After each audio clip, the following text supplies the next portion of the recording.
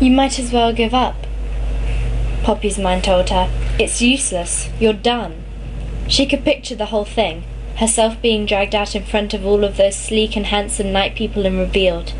She could picture their pitiless eyes. That pensive-looking guy would walk up to her, and his face would change, and he wouldn't look pensive anymore. He'd look savage. His teeth would grow. His eyes would go silvery. Then he'd snarl and strike. And that would be the end of Poppy. Maybe that wasn't the way they did it.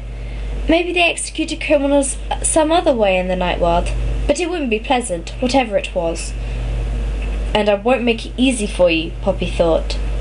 She thought it directly at Ash, throwing all of her anger and grief and betrayal at him, instinctively, like a kid shouting in a temper tantrum, except it had an effect shouting usually didn't.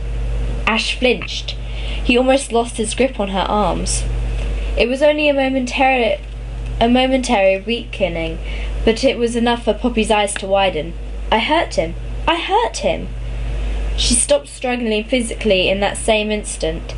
She put all her concentration, all her energy, into a mental explosion, a thought bomb. Let go of me, you rotten vampire creep! Ash staggered.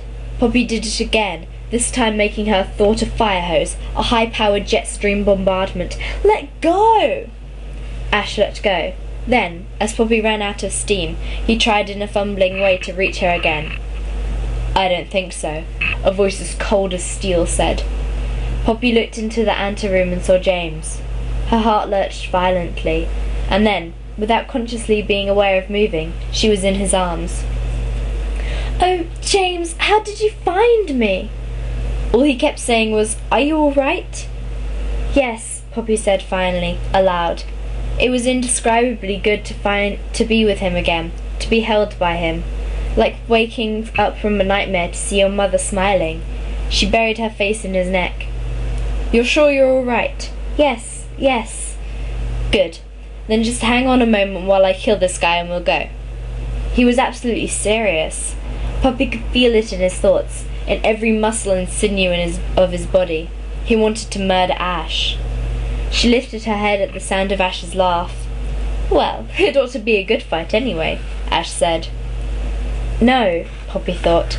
Ash was looking silky and dangerous and in a very bad mood. And even if James could beat him, James was going to get hurt.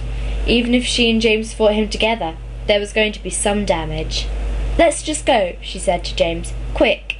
She added silently, I think he wants to keep us around until somebody from the party gets here.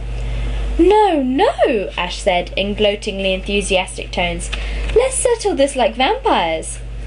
Let's not, said a breathless, familiar voice. Poppy's head jerked round. Climbing over the railing of the balcony, dusty but triumphant, was Phil. Don't you ever listen, James said to him. Well, well, Ash said. A human in an elder's house. What are we going to do about that? Look, buddy, Phil said, still breathless, brushing off his hands. I don't know who you are or what horse you rode in on, but that's my sister there you're messing with, and I figure I've got the first right to knock your head off. There was a pause while Poppy, James and Ash all looked at him. The pause stretched. Poppy was aware of a sudden, completely inappropriate impulse to laugh. Then she realised that James was fighting desperately not to crack a smile. Ash just looked Phil up and down, then looked at James sideways. Does this guy understand about vampires? He said. Oh, yeah, James said blandly. And he's going to knock my head in?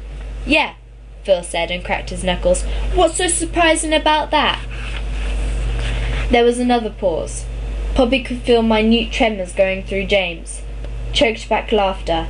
At last, James said, admirably sober, Phil really feels strongly about his sister. Ash looked at Phil once more, then at James, and finally at Poppy. Well, there are 3 of you, he said.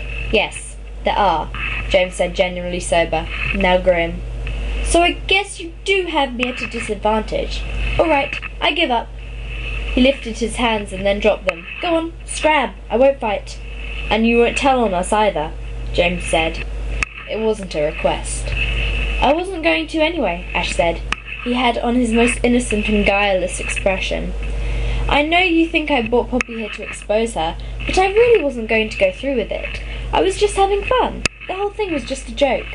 "Oh, sure," Phil said. "Don't even bother lying," James said. But Poppy, oddly, wasn't as certain as they were. She looked at Ash's wide eyes, his wide violet eyes, and felt doubt slosh back and forth inside her. It was hard to read him, as it had been hard all along. Maybe because he always meant everything he said at the time he said it. Or maybe because he never meant anything he said. No matter which, he was the most irritating, frustrating, impossible person she'd ever met. "Okay, we're going now," James said. "We're going to walk very quietly and calmly right through that little room and down the hall. And we're not going to stop for anything, Philip. Unless you'd rather go back down the way you came up," he added. Phil shook his head. James gathered Poppy in his arms again, but he paused and looked back at Ash. "You know, you've never really cared about anyone," he said. "But someday you will. And it's going to hurt. It's going to hurt. A lot." Ash looked back at him, and Poppy could read nothing in his ever-changing eyes. But just as James turned again, he said, "I think you're a lousy prophet, but your girlfriend's a good one. You might want to ask her about her dream sometime." James stopped. He frowned. "What? And you, little dreamer? You might want to check out your family tree. You have a very loud yell." He smiled at Poppy engagingly. "Bye now."